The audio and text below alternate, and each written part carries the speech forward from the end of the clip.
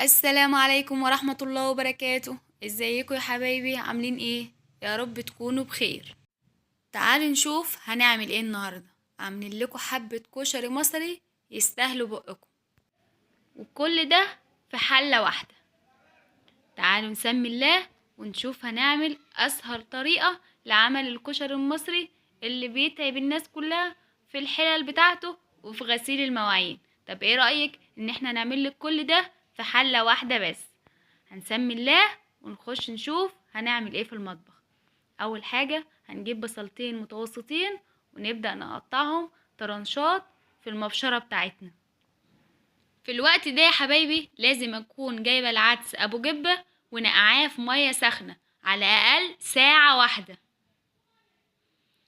كده خلصنا البصل، وجبت معلقة دقيق ومعلقة نشا، معلقة دقيق ومعلقة نشا، وهعفر بهم البصل. يلا يا حبايب شجعوني كده واشتركوا في القناة بتاعتي عشان تكبر بيكم ان شاء الله، وفعلوا الجرس عشان يوصلكوا كل حاجة جديدة ان شاء الله بعملها.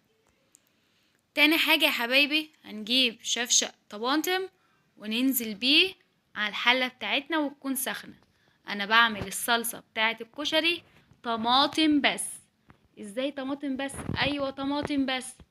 افرم الطماطم وانزل على حلة سخنة واسيبها واحط لها البهارات بتاعتها. ايه هي البهارات؟ معلقة ملح، نص معلقة فلفل اسمر، ونص معلقة كمون، ونص معلقة سكر، مش اكتر ولا اقل. وسيبيها تتسبك مع نفسها كده، وطلها النار وسيبيها تستوي. متعمليهاش اكتر من كده، بتبقى خفيفة على المعدة جدا.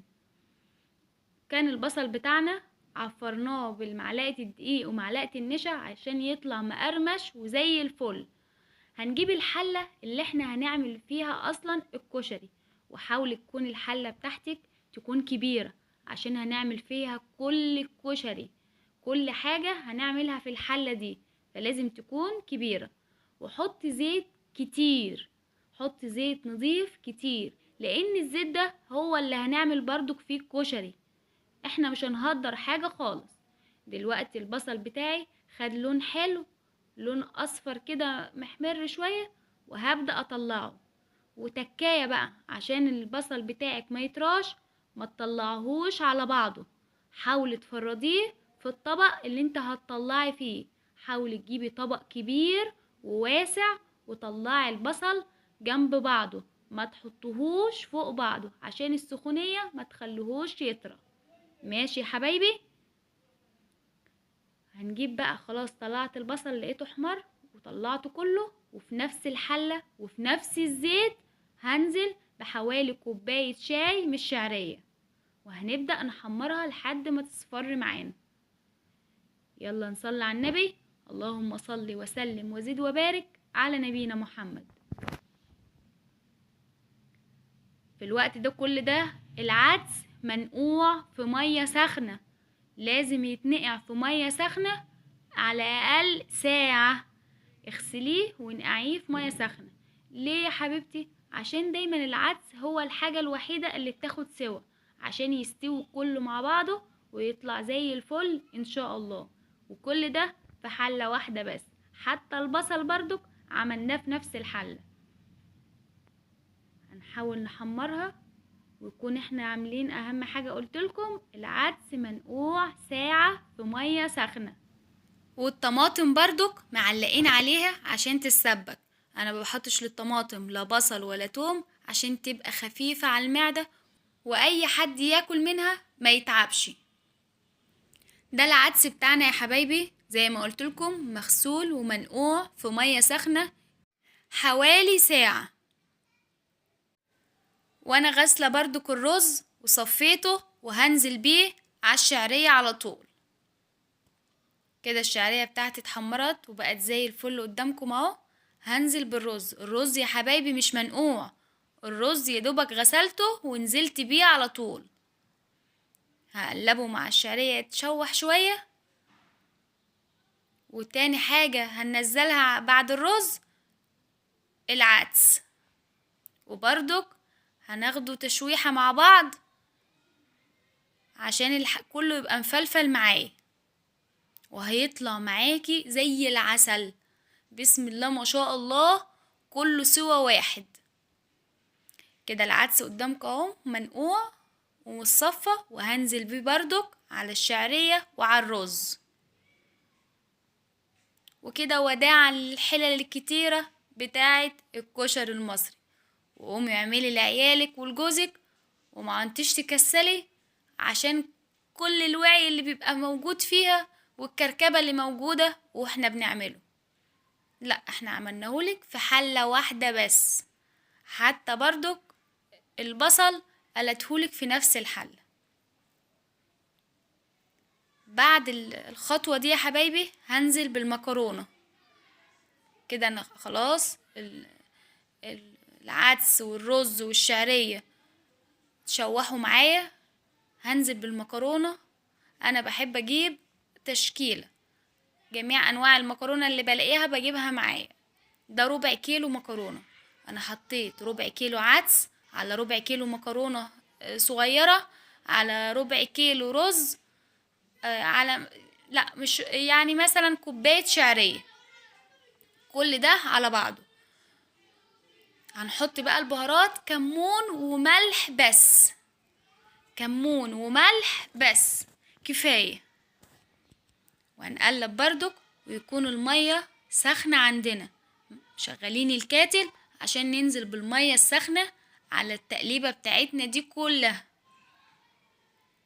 كده بسم الله ما شاء الله تشوحوا معايا خالص اهو.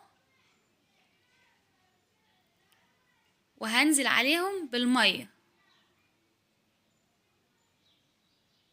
يلا يا حبايب نصلي على النبي. اللهم صل وسلم وزد وبارك على نبينا محمد.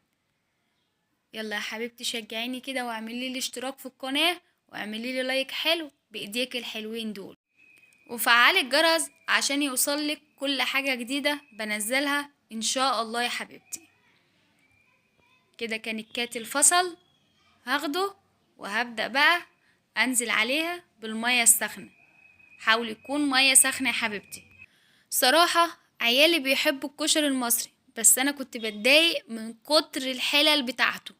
حلل العدس وحلل الرز وحلل المكرونة وحلل للبصل. لكن صراحة من اول ما عنت بعمله في حلة واحدة ما عنتش مزهق منه، وصراحة عنت بعمله لهم على طول. وانت برضك لو عيالك بيحبوه او انت بتحبيه وتكسلي تعملي عشان كتر الحلل والغسيل، لا قومي اعملي كل ده في حلة واحدة. جربي التجربة دي واكيد مش هتندمي. هحاول بقى اظبط المية بتاعته. المية بتاعته يا حبايبي زي ما يكون بتعملي رز عادي جدا، لا ازيد ولا اقل. زي ما انتوا شايفين كده، ما تكتريش مية، زي ما يكون بتعمل رز. انا بحاول هنا اشوف الحدق بتاعه، حسيت ان هو دلع شوية، حطيت له نص معلقة. دوق الحدق بتاعه الاول قبل ما تغطي عليه وتسيبيه يستوي. جبت هنا المكرونة الاسباجيتي وقطعتها زي ما انتوا شايفين كده، ونزلت عليها بشكل عشوائي. نزلت على الحلة بشكل عشوائي. لاحظت هنا ان المية ناقصة شوية. هحاول اجيب كمان حبة مية تغطي بس المكرونة. واول ما يغلي مني دوبك ب5 دقايق اوطي عليه واسيبه يستوي.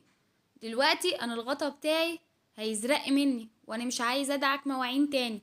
بعمل ايه؟ بجيب معلقه من الميه اللي انا حاطه عليها الرز، اللي انا حطاها في الرز، واحطها على الغطا. استحاله الغطا يزرق، مش ممكن. جربها بس وبادعيلي. تعالوا دلوقتي نعمل الدقه بتاعته. حوالي 5 فصوص توم، 3 ليمونات كبار، ومعلقة كمون كبيرة، ونص معلقة ملح، ونص كوباية خل. تاني الدقة بتاعته دي 3 ليمونات كبار، 5 فصوص توم، معلقة كمون كبيرة، نص معلقة ملح، وهنحط حوالي كوباية خل، ونحط عليها كوباية مية. ودي الدقة بتاعته. انا مش حاطة هنا لسه مية، انا هخففها بمية.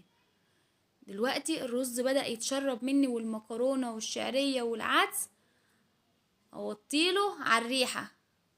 الخطوة دي مهمة. اول ما يغلي منك بعدها ب5 دقايق وطيله على الريحة خالص وسيبيه يستوي. انا كده كانت وطيت له على الريحة وحاولت اقلبه تقليبه ولسه بردك مستواشي. هسيبه بردك يتردد براحته خالص، انا مش مستعجلة. وهيطلع معاكي مفلفل وكل حباية منها مستوية. كانت فين الفكرة دي من زمان يا حبايبي؟ ياه، ده جت شالت عني مسؤولية ووجع قلب كتير. نغطي عليه ونسيبها بردك يتردد. دلوقتي انا الطماطم بتاعتي اللي انا حطيتها بدون اضافات اي حاجة، لا زيت ولا سمنة ولا اي حاجة، اتسبكت خلاص. لما لقيتها نشفت مني هنزل عليها بكوباية مية اخففها بس شوية، واول ما تغلي هطفي عليها. وكده خلاص الصلصة بتاعته بقت جاهزة. عايزة اطعمها بقى كمان، حط معلقة زيت اللي احنا قلينا بيه البصل، بيديلها طعم حلو. وتعالوا بقى دلوقتي نعمل الشطة بتاعتنا. انا مستخدمة هنا يا حبايبي شطة حراقة. هنحط قرنين، نحط عليهم كوباية مية ونفرمهم في الخلاط بس، مش اكتر من كده. ودي اتفرمت اهي يا حبايبي، خلي بالكم حراقة جدا. وتعالوا بقى دلوقتي نشوف الكشري بتاعنا.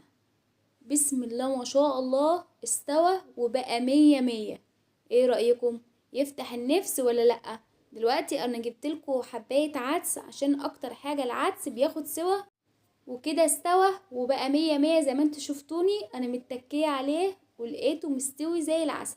دلوقتي الصلصة لقيتها غليت، اطفى عنها بقى. تعالوا نغرف الكشري بتاعنا عشان يبقى احلى طبق كشري تكليف حياتي. خفيف على المعدة ومفيهوش حموضة وبيريح جدا في الهضم. لو هتلاحظوا يا حبايبي هتلاقي الكشري قدامكم مفلفل وزي العسل. ولو لاحظتي ان الكشري اللي انت عملتيه مثلا ما استواش منك كويس في البيت، ايه يعني؟ ممكن تحطيله نص كوباية مية وتوطيله على الريحة وتسيبيه يستوي. كل حاجة في الدنيا وليها حل. تعالوا بقى اوريكم الغطا بتاعي عمل ايه. بذمتكوا ده في زرق ولا في برقيع من اللي بتظهر كده بعد ما بتحطي الالومنيوم على النار؟ مفيهوش اي حاجة، يا دوبك تغسليه بس كده بالليفة وهيبقى معاكي زي الفل. وقيسي يا حبيبتي على اي غطا عندك ألمونيوم تعملي فيه الحركة دي، وانسي انك تدعكي اي غطيان تانية. ايه رأيكم في المعلومة دي؟ ادعولي بس. كده نرجع للكشري تاني. غرفنا الطبق وتعالوا ننزل عليه بالصلصة. الصلصة بتاعتنا. يلا يا حبايب شجعوني كده، محتاجة منكم تشجيع حلوة كده، وتشتركوا معايا في القناة عشان تكبر بيكم ان شاء الله يا حبايبي. طبعا الكشري المصري أكلة مصرية أصيلة ومفيش حد بيختلف عليها في مصر. كل المصريين بيموتوا فيه. تعالوا نجيب البصل بتاعنا.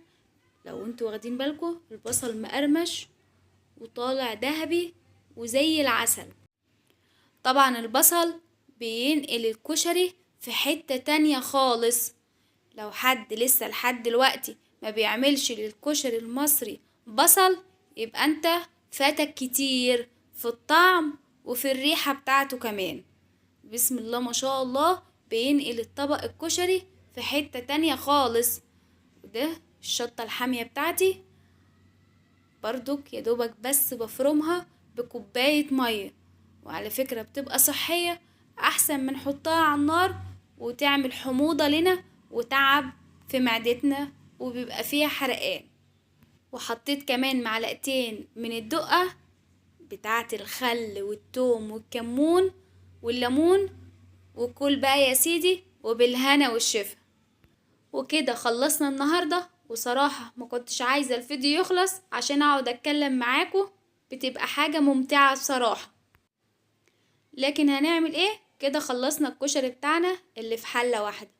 ونشوفكم في فيديو جديد ان شاء الله. والسلام عليكم ورحمة الله وبركاته.